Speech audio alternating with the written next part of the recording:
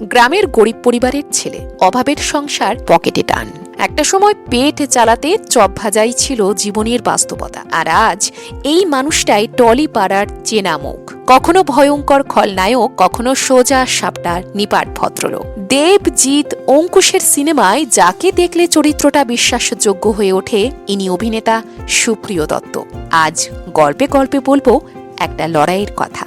সুপ্রিয় দত্তের জন্ম গ্রামের এক নিম্ন মধ্যবিত্ত পরিবারে। শৈশব কেটেছে অভাবের সঙ্গে লড়াই করে। ছোট থেকেই পড়াশোনায় মেধাবী ছিলেন, কিন্তু বাস্তব যে বড় কঠিন। পেটের দায় পড়াশোনার থেকেও বড় হয়ে দাঁড়ায়। শোনা যায় একটা সময় নাকি চপ ভেজেও সংসার ও নিজের জীবন চালিয়েছেন তিনি। তবুও একটা জিনিস বদলায়নি, স্বপ্ন দেখার সাহস।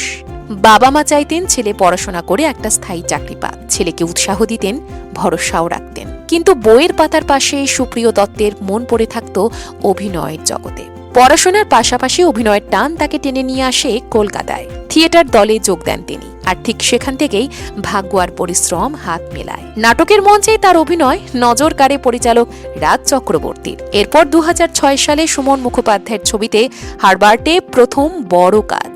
তারপর 2008 সালে আসে বড় ব্রেক, চিরদিনই তুমি যে আমার। তারপর একে একে চ্যালেঞ্জ, লেছক্কা, দুই পৃথিবী, সেদিন দেখা হয়েছিলর মতো একাধিক জনপ্রিয় ছবিতে অভিনয়। খল চরিত্র, কমেডি, নায়িকার বাবা, সব ভূমিকাতেই সাবলীল সুপ্রিয় দত্ত। কোনো গডফাদার নয়, নিজের চেষ্টাতেই শূন্য থেকে তৈরি করা জায়গা। আজ থেকে প্রায় 9-10 বছর আগে টলিউডের কমার্শিয়াল ছবিতে তিনি ছিলেন অপরিহার্য মুখ।